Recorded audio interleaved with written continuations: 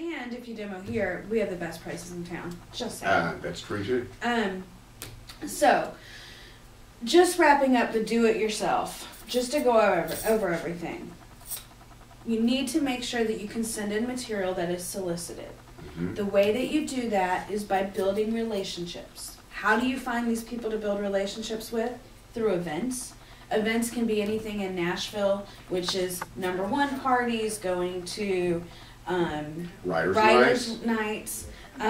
We have events here every month that are called, it's called the Writers Roundtable event, where we bring in a record label person, a hit producer, a hit songwriter, publishers, song pluggers, that you can sit in the room with, have dinner with, and meet them. You can also participate online through them. Mm-hmm. And I know that people think, well, if you're online, you're not really getting that networking aspect. We have people that have never been here that some of our, like Steve Block, he'll remember your name. Oh yeah, he does. You know, and that's another way that they're learning who you are, and they're learning who you are by your music, which is the best way. Exactly.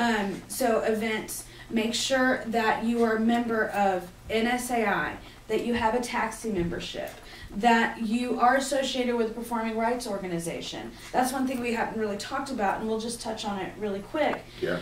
Your performing rights organization for the U.S., that's going to be CSAT, ASCAP, and BMI. If you're in Canada, it's SOCAN. If you're in the UK, it's going to be your PRS. Right. And you can look all that up if you're in different countries. You have a writer's representative that is assigned to you when you associate yourself with the PRO. That writer's representative, their job is to listen to your music and to help encourage your career. If they think that, you can get a meeting with them, you can send them your material, and they will, if they feel like you're ready, they'll make calls on your behalf. They will. Ralph Murphy was my very first point of contact, aside from NSAI, when I got here. And he picked up the phone and got me publisher meetings when I was here. I've said this before. When I was at Evergreen Copyrights, I signed a writer-artist that Ralph Murphy picked up the phone and called me one afternoon and said, "You really need to see this girl. She's great." Mm-hmm. I had her come over that afternoon and play for me live. A week later, I had her play for some of the brass at Evergreen Copyrights, and we signed her. Heather Davis. Heather Davis. Heather Davis. She also was an NSAI member. That's how I first Right. met her. And now she sings demos here. So. Right. Going back to relationships. So there's many ways to get to know people on the road, and you should exhaust all of your options in doing that. Contact. Make sure your first point of contact is not invasive. That you're not, an email, 2 sentences, really quick. Nice to meet you. Would love to play you some stuff. Whatever. Really simple. Keep it simple. And that's it. Do not do it the next day and the next day and the next day. Just once. If they don't email you back, move on to your next contact. Etiquette. We went over that. Mm-hmm. You can rewind the tape to go over that. There's a lot that we covered there. Follow up. Wait a week after you've met with them, or that after you. Sometimes they'll say, "Send me an MP3." By the way, just going back to email, do not email someone and attach a song without permission. Oh, no. Definitely Don't do not. it. Don't put links to songs. Do not ask them to listen to any songs when you first make contact with them. Don't do it. And then follow up, after you have your meeting. Thank you very much for your time. Be very gracious. And I think that wraps it up for that's basically do it yourself. Right. That's kind of the path you got to take. That's exactly right. So now I want to talk about other ways that you could get your songs cut on Music Row. The second way, aside from doing it yourself, is to be a staff writer with a publishing deal. Publishing company. A lot of people are very confused about this. I get emails all the time going, "Well, I want to pitch a song to a publisher." You don't pitch a song to a publisher. You pitch a song to a label or an artist. Publishers are out there pitching songs for their writers. So, and Chip knows a lot more about publishing deals than I do, so I'm going to ask him, what is a publishing deal? For a staff writer, what is it? Well, there's all different aspects to it, but basically, when a publisher recognizes a writer's talent and they feel like that they can make money, they want to put that writer under contract. Mm-hmm. The normal length of a publishing deal is 3 years. Mm-hmm. But the publisher has the option after the first year and the second year as to whether or not they want to keep the writer. Sometimes if it's not going well that first year, Mm-hmm. the publisher will exercise their option at the end of that first year and just say, we don't want to carry on with this agreement. Right. And they have the right at that point contractually to opt out of the contract. Along with a publishing contract, many times a writer will have what's called a draw that goes along with that.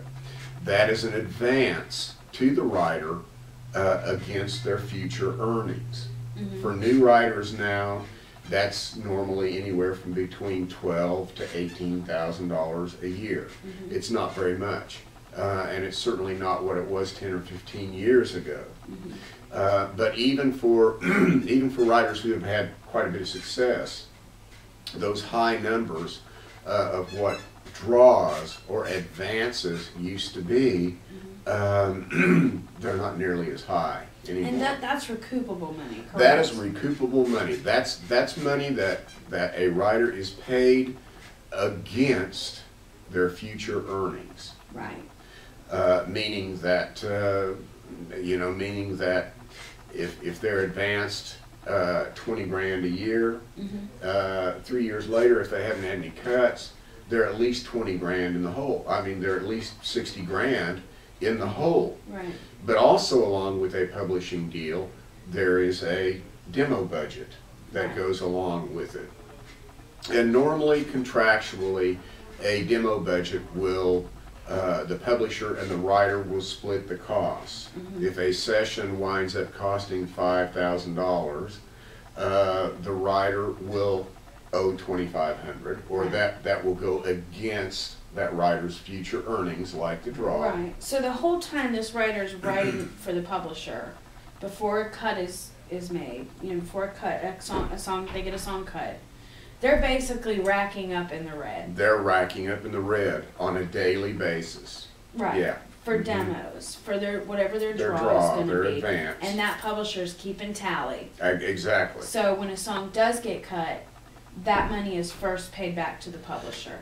Of the publishing the mechanical, and a mechanical right is anything tangible, a CD, sheet music. Mm-hmm. I think downloads are maybe mechanical. considered mechanicals now.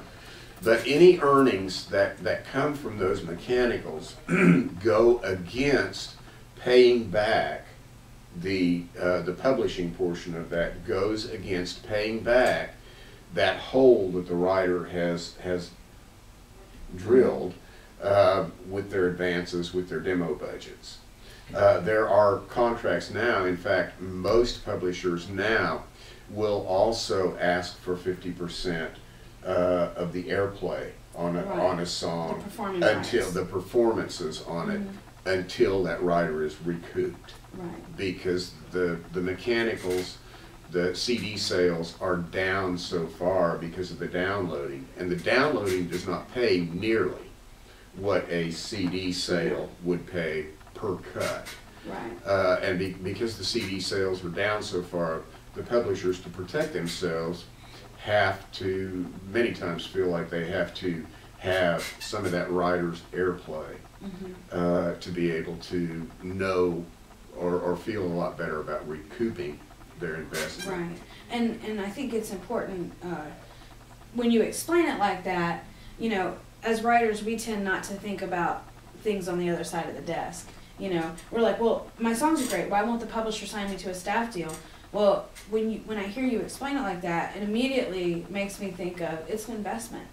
You're asking someone, invest in me as a business, and you may or may not make your money back. That's right. So there's definitely a risk of loss for that publisher. That's exactly because right. when the contract, say you're on for 3 years and the publisher doesn't renew after 3 years because there's no income being generated from that writer. Right. That writer doesn't have to write a check for what they owe. That's just the loss that the publisher takes. No, it's the publisher's loss. But I will tell you that when that writer leaves a publisher and goes to the next publisher trying to get a deal, one of the questions that next publisher is going to ask is, did you recoup your other deal? Right. They want to know. They want to know if you came away from that first publishing deal, or second, whatever it was. They want to know if you came away from that in the black, because they want to know what they're getting into. Right. You know, by that time, you know, when they're starting to discuss about being signed or possibly signing, they're also going to have a handle on how many songs you write, Right. how many songs you turn in a week, how many songs you turn in a month. They're going to know who your co-writers are. They're going to know if you've written with any artists. They're also going to know what you as a writer expect out of them. You know, do you expect us to, for example, line you up to co-write with Sugarland? Do you expect me as a publisher to line you up and try to get you in the Brad Paisley camp? You know, what are the expectations and how realistic are those expectations? Right. To see if it's going to be a good working relationship. To see if it's going to, yeah, right. Because it is an investment. Absolutely.